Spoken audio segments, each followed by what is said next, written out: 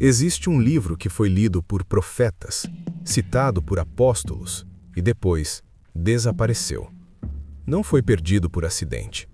Foi retirado. E o motivo pelo qual ele foi retirado é exatamente o que você vai entender hoje, porque o que está escrito nesse livro muda a forma como você enxerga o mundo espiritual, muda a forma como você entende o mal e muda, acima de tudo, a forma como você entende o que está acontecendo agora. Estamos falando do livro de Enoque, um texto com mais de 2000 anos, um texto que o próprio apóstolo Judas citou na Bíblia, um texto que os primeiros cristãos conheciam, estudavam e levavam muito a sério, mas que em determinado momento da história foi silenciado. Por quê? Fique até o final, porque o que você vai ouvir aqui não é teoria, não é especulação, é o que está escrito e o que foi por muito tempo mantido longe dos seus olhos. Enoque é um dos personagens mais misteriosos de toda a Bíblia. Enquanto a maioria dos patriarcas tem sua vida descrita em versículos longos, cheios de detalhes, Enoque recebe apenas uma frase enigmática no livro de Gênesis. Enoque andou com Deus e já não era, porque Deus o tomou. Ele não morreu, ele foi tomado. Isso por si só já deveria nos dizer que Enoque era diferente, que vivia em um nível de proximidade com o divino que poucos seres humanos já alcançaram. E é exatamente por isso que o livro atribuído a ele carrega um peso tão diferente de qualquer outro texto. Enoque, segundo o livro, não apenas andou com Deus, ele foi levado pelos céus. Ele viu coisas que nenhum outro homem havia visto, e ele recebeu uma missão: registrar o que estava acontecendo no mundo espiritual, especialmente o que havia dado errado, porque algo havia dado muito errado. E esse erro tinha nome, tinha rosto e tinha consequências que chegam até os nossos dias. Você já leu Gênesis capítulo 6? É um trecho curto, direto e perturbador. Ali está escrito que os filhos de Deus viram as filhas dos homens e que elas eram belas e que eles tomaram para si mulheres da forma que quiseram. A maioria das pessoas passa por esse trecho sem pausar, sem questionar, sem perceber o peso do que está sendo dito ali. Mas o livro de Enoque para exatamente nesse ponto e explica tudo.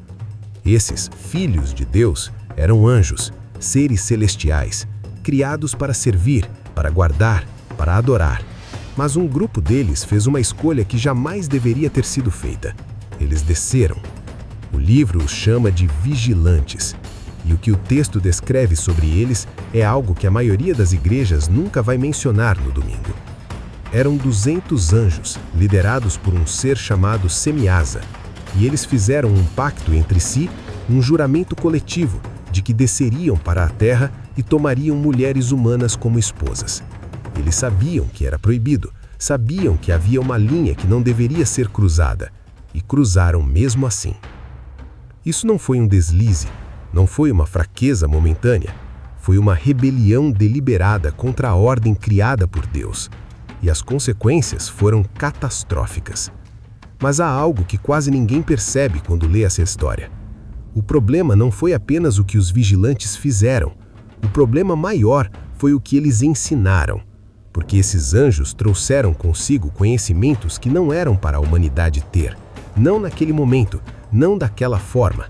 Um deles, chamado Azazel, ensinou aos homens como forjar armas de guerra, espadas, escudos, armaduras. Ensinou às mulheres o uso de ornamentos, maquiagem, sedução. Outros ensinaram encantamentos, feitiçaria, astrologia distorcida, a manipulação das ervas para fins que Deus nunca havia destinado. Um livro foi considerado perturbador demais para o povo de Deus ler. O livro de Enoque é explícito. A corrupção que tomou conta da terra antes do dilúvio não veio do nada. Ela foi ensinada, foi introduzida, foi um projeto. E os frutos dessa união entre anjos e humanas foram criaturas que o texto chama de Nefilim, gigantes de corpos imensos e almas sem descanso. Seres que consumiam tudo ao redor, que derramavam sangue sem hesitação, que que encheram a terra de violência de uma forma que o mundo nunca havia visto. Foi quando o clamor chegou aos céus. O detalhe que muda tudo é o que Enoque faz em seguida. Deus manda Enoque com uma mensagem para os vigilantes, não para os homens, para os anjos caídos. E a mensagem não é de perdão, é de julgamento. Enoque escreve uma petição em nome dos vigilantes. Sim, eles pediram a ele que intercedesse por eles. E ele apresenta essa petição diante de Deus. A resposta que ele recebe é devastadora em sua clareza. Vocês eram seres espirituais, santos e eternos, mas se mancharam com o sangue das mulheres, filhos do mundo. Vocês pediram intercessão pelos homens, mas são os homens que deveriam interceder por vocês, não o contrário. Os vigilantes foram acorrentados, lançados em trevas, em lugares de prisão, aguardando o julgamento final. E os Nefilim?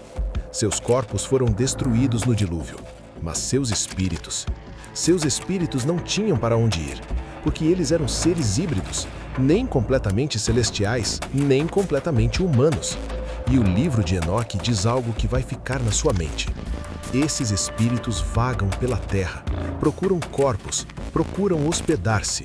São chamados de espíritos malignos, e sua missão declarada é causar destruição, sedução, enfermidade e corrupção.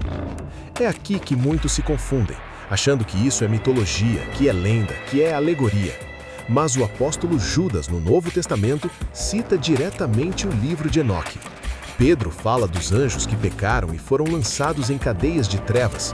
O próprio Jesus, ao expulsar demônios, ouvia deles um medo muito específico, o medo de serem lançados no abismo antes do tempo. Antes do tempo. Isso significa que eles sabem que há um tempo marcado, um julgamento que vem, e que por enquanto ainda estão soltos. Agora você precisa entender por que esse livro foi retirado. O livro de Enoque foi amplamente aceito pelos primeiros cristãos. Estava presente entre os manuscritos do Mar Morto, os textos mais antigos já descobertos do judaísmo.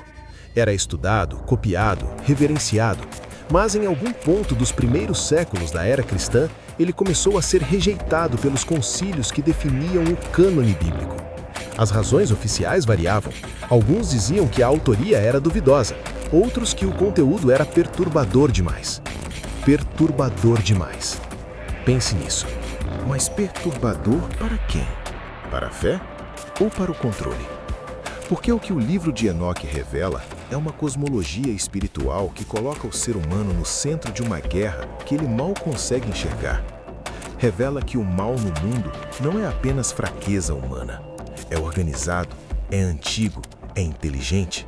Revela que existem hierarquias de trevas com nomes, funções e territórios.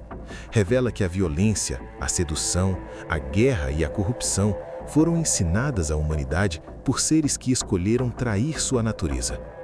Essa informação não enfraquece a fé, ela a fortalece.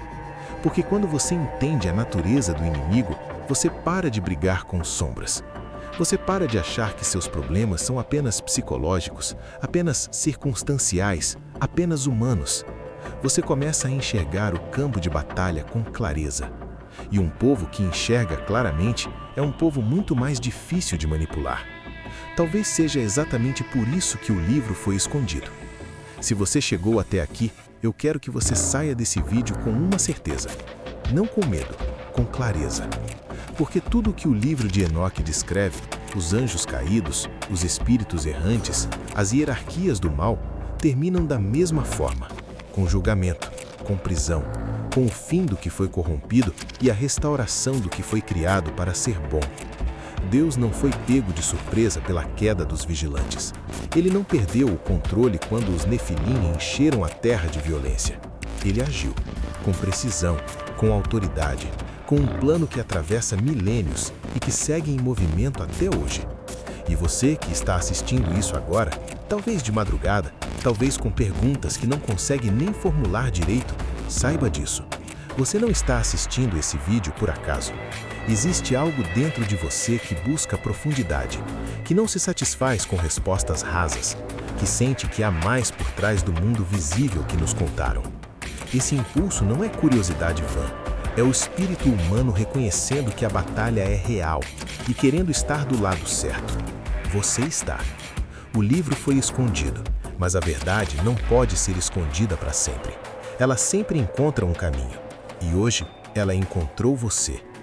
Se esse vídeo abriu algo dentro de você, deixa o seu like.